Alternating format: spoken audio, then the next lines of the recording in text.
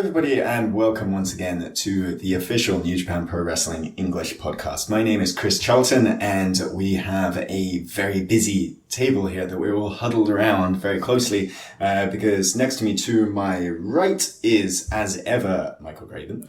Thank you for welcoming me again, Chris. And next to me on my left is our special guest. Well, this is the sniper of the skies, Robbie Eagles, Bullet Club's own. Yeah, right. Every time we have a guest on this podcast is deliberately orchestrated by you, Michael. It's not, actually. Just the Bullet Club seem to be more accessible. Seem to be more accessible. And we're willing to speak our mind a little bit more, so when we have a platform to get the message across, hey, we're not going to... I see, I get it. I don't have any water with me here, so you can't knock it over. Well, I'm currently sitting down, and I would normally kick that water over, so that would be a little difficult in this point in time anyway. More flash in your offhand screen. Correct. I've got to stand out. Whereas, like, Farley is more of a direct... Yeah. Right. No messing about. Well, I promise, Farley, that the two of you will do a podcast together in the near future. Right. Well, hopefully, we've had Gino on the podcast. Me and Gino got on. Okay, not too bad. It was cordial. Yeah. So hopefully, if I win over the Australian side, if I win over the Kangaroos... You can start infiltrating, right? Did he just call you a kangaroo? Well, I mean, I understand being a junior heavyweight wrestler and hopping about the ring, that there's some resemblance and the Australian link. I understand, but I am Robbie Eagles for the reason of my flight abilities. So don't get too confused there, Chris. We want to make sure that you know your animals right and your pro wrestling correct as well. Great. So we are right in the middle of Best Super Juniors. 2 off days. As we're recording this, we're in the 2 off days before the three Korakuen shows, and then one more Chiba, all singles matches. So how's the tour been so far, and how have you been recovering over these couple of days before your really intense schedule? I've really found the ability to kind of just rest as much as possible where possible. So through touring and through traveling from town to town, there's not always an opportunity to rest the way I would on a lighter schedule. So what I'm doing is just taking it as easy as I can when I need to, but as soon as it's go time and it's preparing for the match and warming up, then it's full steam ahead right up until the match, and then it's cool down session, stretching, a lot of bath salts and having some long hot baths, and also icing parts that are quite sore and tender after the matches. I'm doing all the right things and trying to get as much sleep as possible, because I don't want to be unrested going into a hard singles match in this tournament, which has been so tough. So I'm getting through it. 1 loss down, 2 wins up. So it's a pretty good track record so far. I'd like to see more in the wins column than the loss column, and that's definitely what I'm aiming for. So through this resting period, I'm also strategizing. I'm also preparing for my next 3 opponents and the 4th after that as well. So I've got strategies in my back pocket. I'm not willing to share them here on the podcast because I don't want some of our English-speaking compatriots in the tournament to hear this and sort of know what I'm coming after. So I'm going to keep that to myself for now, and maybe behind closed doors I'll fill you in a little bit, Chris, if you're so lucky. All right. How has the schedule differed from how you imagined it? Because, second time in Japan, the first time you were in the tag tournament, the tag league, so a little bit of a different layout. Were you preparing? How were you preparing before the tour? Is it any different to how you were expecting? And how is the schedule here different to what your usual working schedule would be in Australia or other parts of the world? The way I prepared for it, and Mr. Craven was actually fortunate enough to see some of it, is I kind of just took every and any challenger I could leading up to the Best of the Super Juniors, and I kind of filled up my schedule as much as I could. And some people would quite do the opposite. They don't want to risk injury, they don't want to risk getting hurt or being not at 100%. But the way I looked at it is to prepare myself for 9 singles matches plus a lot of traveling and other tag team style matches along the way. I needed to take all the fighting opportunities I could, and I did that in quite fashion. And I came out victorious in a lot of those opportunities, but there was still a few bumps and bruises along the way, but that makes me tougher out at the end of it. Actually, one of my biggest surprises was seeing you wrestle in Australia, hearing everybody going, Robbie, Robbie, Robbie, oi, oi, oi. Mm-hmm. I might be doing that wrong. No. It's quite correct, yeah. It's a very iconic Australian sort of cheering anthem for sports stars, you know, Aussie, Aussie, Aussie, oi, oi, oi. But they've adapted that to my name, which is quite, prestigious for me because it's not just one town or one city. It's a lot of the people from our country. And even when I travel overseas, whether it's in the USA or somewhere else, there's often one or two people planted in those audiences that have either come from Australia or understand the Australian culture, and I hear that, whether it's loud or soft. So it's quite cool to hear that, and for you to be there a part of it. Hopefully it resonated. I'd imagine like that's something we might hear coming into Korakuen, where you do have like that more of a, well, I don't want to say knowledgeable crowd, but that Tokyo fan base usually more, more international, and you'd get those voices more. But I mean, you've wrestled in Korakuen before, but, well, I suppose back in October you were in different parts of the country, and now to this tour we've been, Sendai, Yamagata. How do the different towns, the reaction from the different towns, places you've never been before, how has the reaction been from the crowd? The crowd has been very generous to all of us, I believe. You know, I can understand why Bullet Club members might not be some people's favorite or their cup of tea in all the towns, but people have still been rooting for us, and there's still been signs for myself and Phantasmo and Ishimori. So it's great to see people barracking behind us and wanting to see us win in this tournament. It was a little difficult when Phantasmo and I had to face each other. That was a tough one for me personally. Yeah. But we knew when we understood what the block system was going to be, and there was three of us in the tournament. That was actually interesting because I saw you wrestle more your style that I see you wrestle in Australia. And it was a match that really impressed me. I really enjoyed that match between the two of you. But I think that's, like that match, I think people would see the card and see Robbie Eagles opposite El Phantasmo and expect maybe a certain style of match, probably more the Robbie Eagles style of match. And then El Phantasmo was working to his style, shall we say, which was a little bit more underhanded. Yeah, definitely a little bit more underhanded than I'm used to. I've been trying to listen to people like Jay, like Tama, like Fale, who's, you know, one of my senpais, and got me the opportunity to be in New Japan. So I've learned a lot from them, and especially during that tag league last year, I was picking up what they were putting down. They were always throwing suggestions and new tactics for me, and I was trying to incorporate that as much as I could. But I've got 11 years of wrestling my style under my belt, so it's kind of just trying to change the habits that I have, and that's probably what people saw more in that El Phantasmo match, was me being in a more comfortable position to wrestle the way I normally wrestle. But that doesn't mean that I'm not trying to win, or I'm, not trying to go as hard at different people. I was still trying to win that match. I was just looking at more of a budding rivalry, sort of bros against bros almost is the way I like to put it. And that's why I didn't think he was going to do the things that he did towards the final minutes of the match. But understandably, I've had time to rest and relax on it, and I know it's a tournament. We all have to win, or someone has to win at the end of the day, and we all want to. So it's all good. Props to El Phantasmo for doing what I couldn't, and I'm sure one of us will go on to the finals either way. Billy Club's fine. Club's fine. Yeah, I like to use that. Well, going back to your experience, for me it was actually very interesting when I found out who trained you. And about your training, would you like to talk a little bit about that? I mean, when you were coming in, your comments to Rocky Romero before the start of the tournament, and, you don't know me, you don't know my family, right? But you weren't born in Eagles, right? You got that name. So tell us about your... So my trainer is Madison Eagles, who's been ranked as one of the top women's wrestlers in the world. At one stage, she was ranked number 1 in different types of mediums. And for us, that's a huge achievement coming from Australia. She's toured the United States. She's actually wrestled in Japan a few times before as well. And she was always renowned as a pound-for-pound tough wrestler. And we never sort of looked at it from a gender perspective, because a lot of the wrestlers that you see in Australia, especially on the East Coast, have had some form of training with Madison Eagles. And they can all tell you that they're licking their wounds after a sparring session with her, because she doesn't pull the punches. And that primed me to be here today, because it really made me start off from a tough upbringing, I guess. It wasn't like, good enough was good enough. It was either perfection or it was nothing. So, you mentioned 11 years pro, right?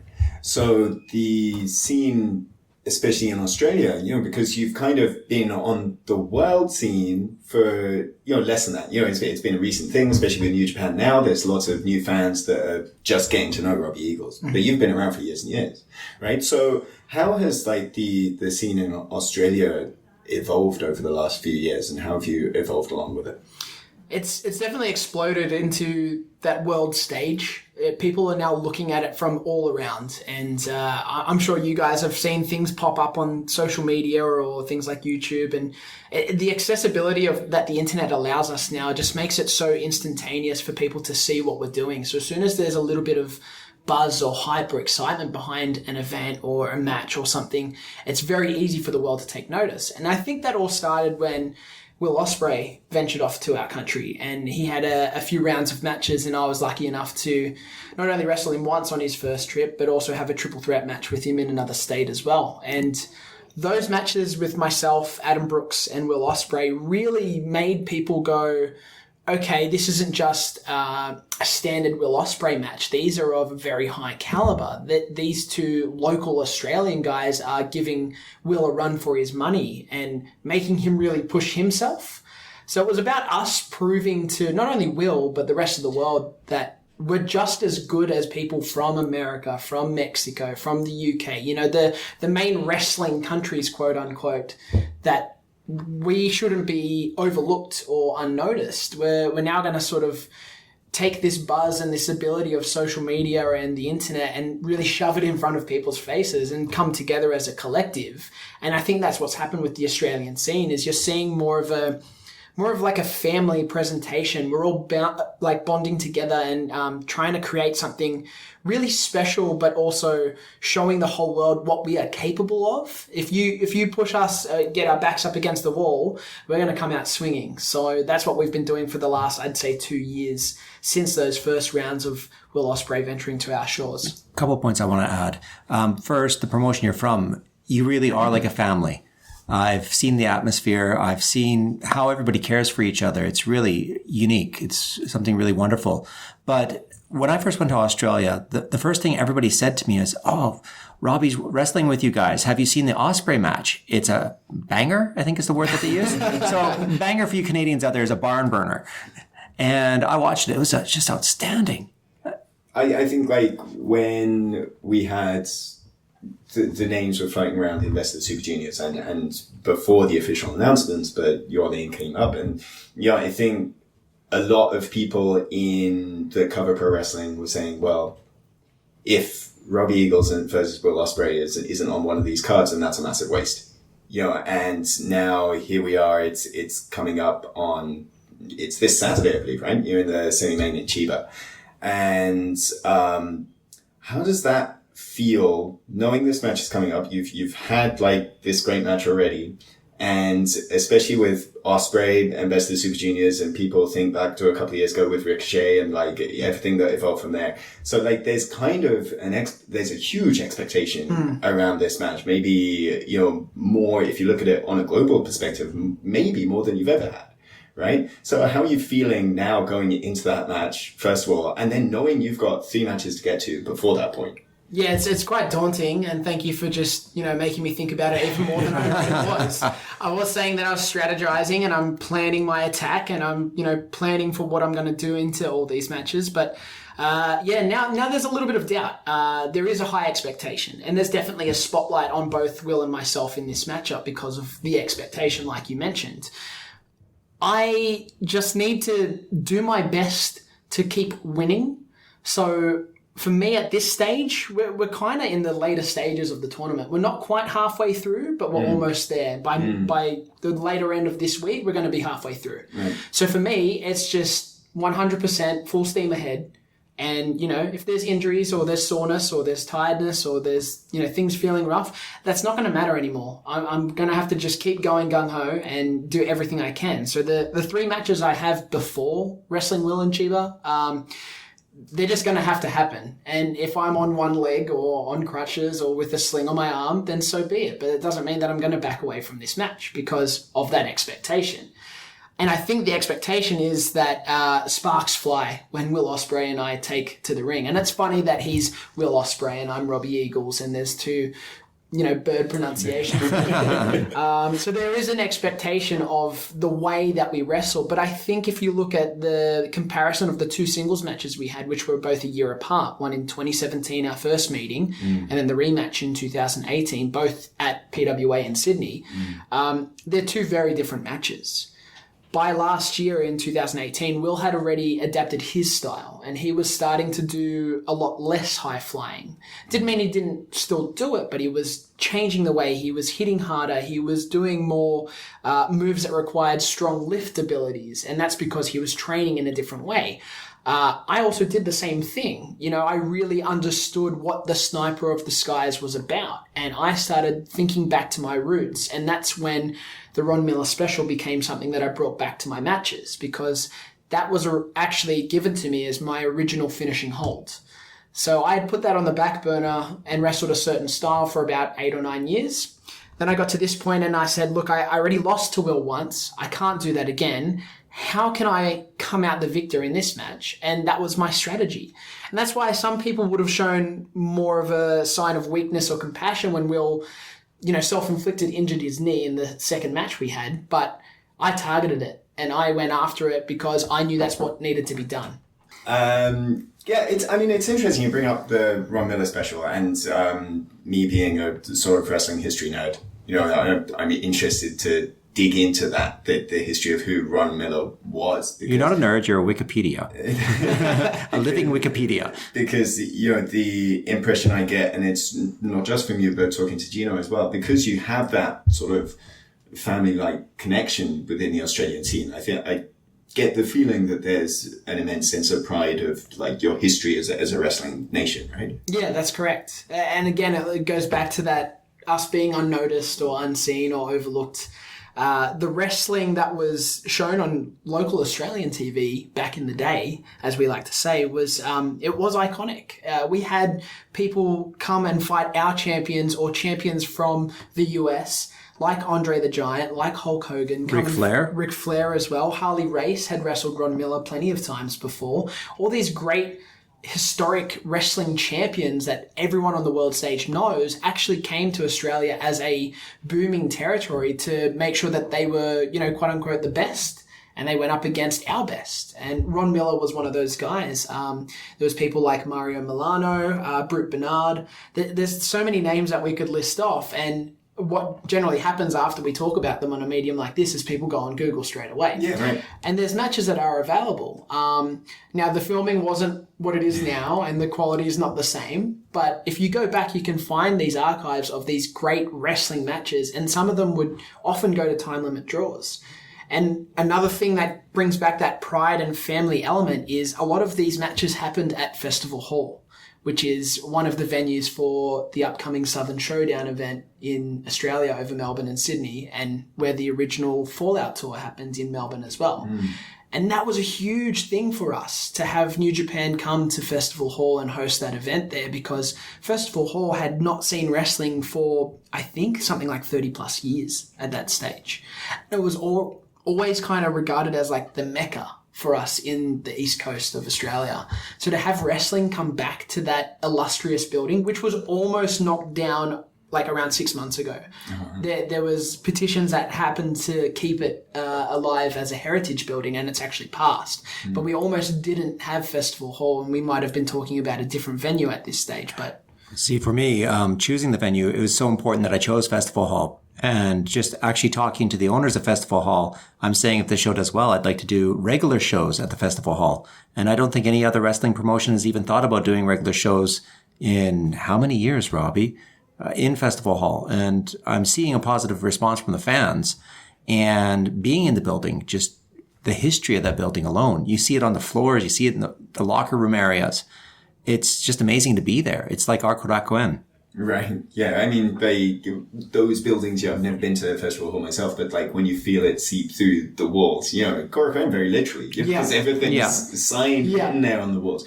But, you feel it walking into a Madison Square Garden as well. Like these, you feel that history. But I mean, I'm intrigued in a way, what wrestling did you actually grow up with? You know, because for me, as a Brit, like, I was too late for World of Sport. So it wasn't until that I sort of got into, you know, wrestling on a personal level and trained some, and then, you know, learned everything from there. There was like, oh, World of Sport was this huge, amazing thing. It wasn't just Big Daddy and Giant Haystacks every week. There were amazing people there as well. Like, what did you grow up with? And then how were you introduced to all of those greats like Ron Miller?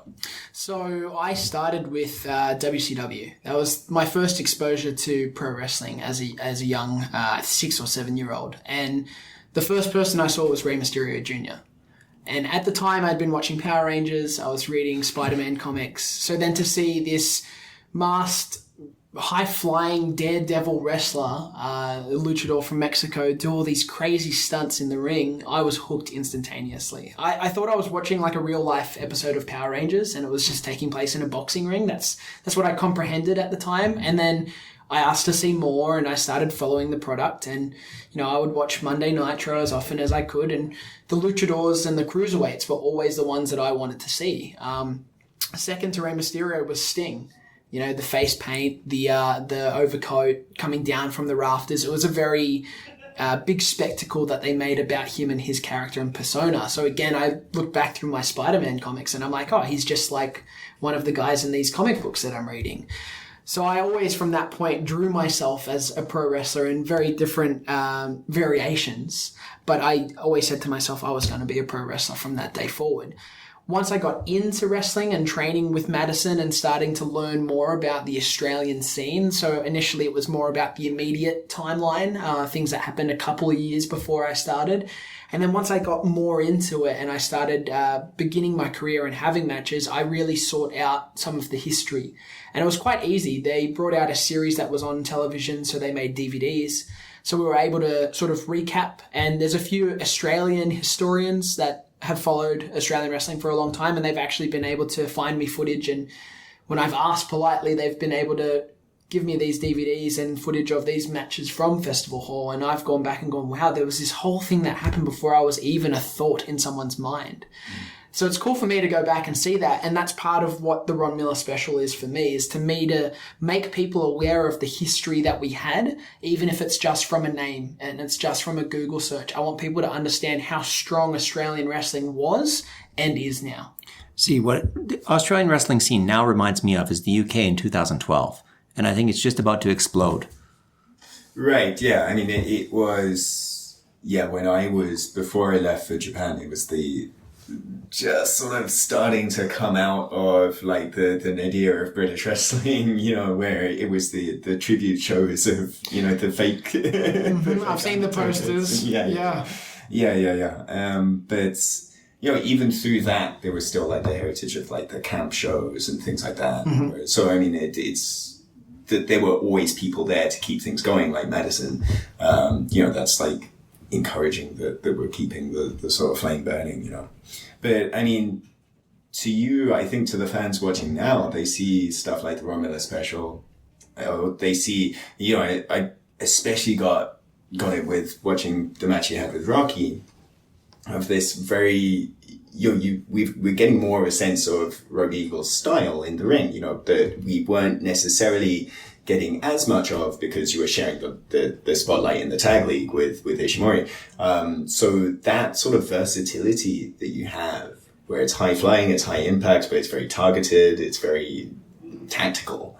You know, that's something that's really unique, and it's something that's really important, I think, in Best of the Super Juniors this year, right? Because you have such a diverse range of opponents. Yeah. You know, we've got like guys that are close to being heavyweight, and then you've got guys that are flying, you know, you've got the sort of flyers and the catchers in the same block kind of thing. I mean, how's it been sort of adapting from one opponent to the next? It's been difficult in a process, especially in such short turnarounds for some of the matches. And we're going to experience that in, you know, less than a day's time from recording this, because we've got that stretch of 3 Corricans back to back, and that's 3 singles matches back to back. So that's less than 24 hours to prepare for each one, unless I'm ahead of myself and preparing now. But The tactics I use, they can often work on different styles of opponents, and that's why I've incorporated that into my wrestling. You know, if they're more quick and agile, or maybe they like to bounce around the ring a little bit more as a high flyer, taking out one of their legs works in my advantage because it limits what they're able to do in that sense.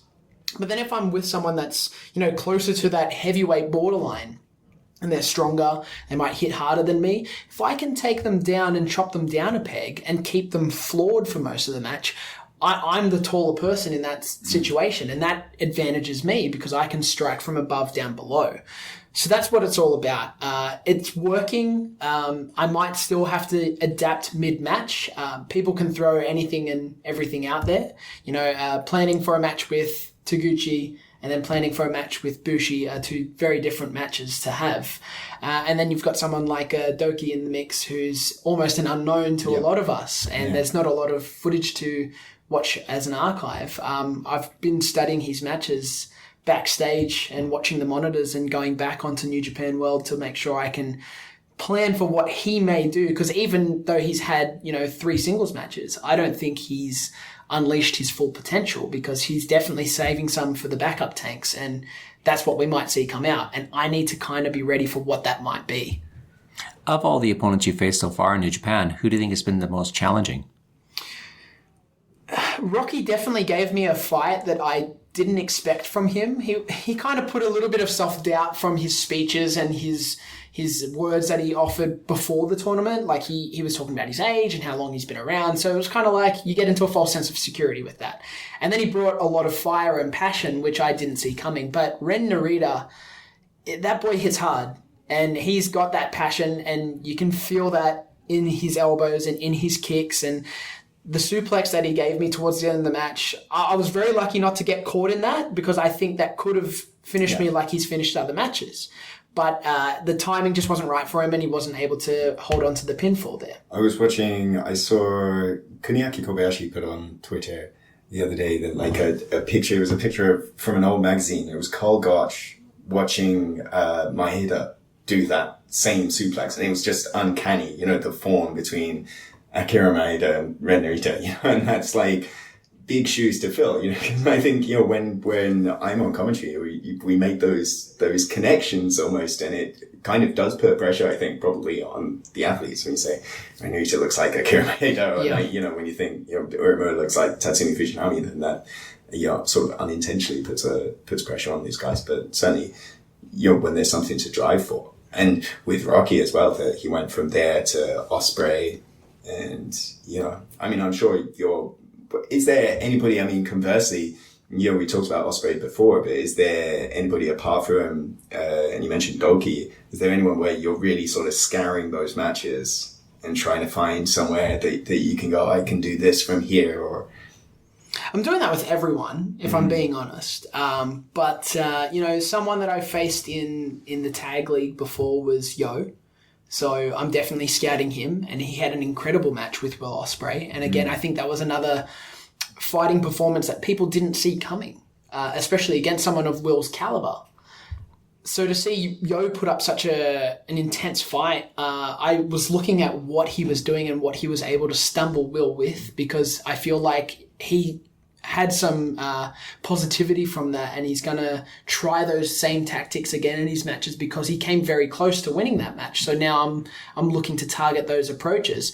Bandito is a man that's beaten me before in another ring in another country, so I don't want to suffer the same result from that match we had last year. So I'm going to be looking to avenge that loss for me personally, and I'm trying to see what he's pulling out in a New Japan ring, what he's done to his style, because it's been almost a year since we had that singles contest. And, you know, I'd like to see how he's evolved and what he's done to change his style, because there's a reason he's in Best of the Super Juniors. He's one of the greatest junior heavyweights going today. And I was fortunate enough to watch his match against Will Ospreay at WrestleCon in the USA. Yes. Yeah, I was there. So definitely some scouting, and I'm usually doing it from a position that people don't see that I'm doing it from. So that's part of being the sniper of the skies. I'm watching them when they're maybe not necessarily watching me. But I'm planning everything. I've got a lot of things in the works, Chris, and hopefully not only do I catch them off guard, but I might catch you off guard as well. Right, yeah. So right now you're 2-1. We've got 7 more matches still to go. Hopefully, you know, by from your standpoint, hopefully June 5th, you'll be in the finals, Summer Hall. Hopefully that would lead to June 9th in Dominion or Osaka Joe. Hopefully that would lead to the Junior Heavyweight Championship. Mm-hmm. And who was my pick to win, Chris? No, right, but there you go. You're bought in already. But like the potential is there for you to be in Melbourne with the IWGP Junior Heavyweight title and potentially in a title match. You know what I mean? Is that weighing on your mind to an extent? And if you were in that ideal scenario, who would you want opposite you? I kind of spoke about it after one of my matches on this tour already. I said, picture the best of the Super Juniors tournament winner standing in the middle of the ring in Melbourne in Festival Hall with the trophy high above, right? Like that's going to be a great honour for not only myself, but our country. We'd love to see something like that. I know if it wasn't me, if there was another Australian in this tournament, then that's the person I'd be rooting for as well. But now that you've put that thought into my head, Chris, the possibilities of holding both the Best of the Super Juniors trophy and the IWGP Junior Heavyweight title in Melbourne, in Festival Hall, and then taking it on to the next night in Sydney, that's a pretty cool thing to think about. And now I think I've got a new approach, and I think I've got to plan some new strategies for some longevity here, because it's not just going to be about these tournament matches, it's going to be about a bit more after that. Right, it's the thing. It never stops. No. You know what I mean? You go from Best of the Super Juniors, and then it's the summer, and then, you know, before you know it, Tokyo Dome. So, well, just remember, they made Jay an honorary Australian after he won the belt. Maybe you can become an honorary Canadian? we could be the Commonwealth. Anything. Yeah. But if you wanted to know who I would see as sort of like an ideal opponent, whether I am holding the Junior Heavyweight Championship, I mean, if I don't have it by Osaka J Hall, if I need to wait until an opportunity in Melbourne, then obviously, you know, someone like Dragon Lee. He holds the belt right now. That's the person that I would want to face, because you need to face the champion to become the champion. Sure. If I've already beaten Dragon Lee by that point, though, oh man, the opportunities are endless. You know, what we could do is we could do an all Bullet Club match, and we could do a sort of a repeat of MSG, but have Ishimori, ELP, and myself in an all Bullet Club triple threat to see who really deserves that championship, because I know Ishimori wants it back at all costs. I know El Phantasmo wants to prove how good he is, and I felt that firsthand. So how do we decide the ranking order of the junior heavyweights in the Bullet Club? We fight it out. And now I understand that. Well, actually, Robbie, I'm going to teach you. You used the word senpai. Maybe that would be the Japanese word of the week. Ah, yeah. So we tend to have on this podcast a Japanese word or phrase for people to go home with. And senpai, as you mentioned, the senpai-kohai relationship. So senpai you might have heard. Yeah. Have you heard the word kohai before? I have not. So kohai is the other way. You know, so if... Ishimori's your senpai, you are his... Kohai. There you go. Kohai. So, you know, that sort of... That relationship goes all the way through, and, you know, usually the senpai looks after the kohai, you know, buys them dinner or whatever, but, you know... In reverse, you have to do a lot of certain favors, things like that. We very often see the young lions... Definitely. Yeah. Oh, yeah. When it comes to, even with Minoru Suzuki, who's not the direct senpai, you know, they're certainly taking their lumps. So, yeah, that's a good word of the day. So, June 29th, June 30th, Melbourne and Sydney, Southern Showdown. Plenty more still to go. Best of the Super Juniors, June 5th. As we're recording this, still the inbound tickets. Yes. On sale. So, like, go and check those out. Dominion's nearly all sold out. Dominion's almost near sold out. Well, actually, it did sell out. Then we opened up more seats. So, you know, plenty going on. Plenty to keep your eye on when it comes to Robbie Eagles. If we want to keep an eye on Robbie Eagles on the Sniper of the Skies when he's not in the ring, and perhaps scheming and plotting away on social media, where can we do that? I'm pretty much at Robbie Eagles on all platforms, Facebook, Twitter, and Instagram. I believe Instagram is at Robbie Eagles BC, so I can represent where I've put it down in New Japan so far, and what I thank New Japan for bringing me into. And you know, that's my way of repaying the favour to people like Farley-san and all my senpais in the Bullet Club.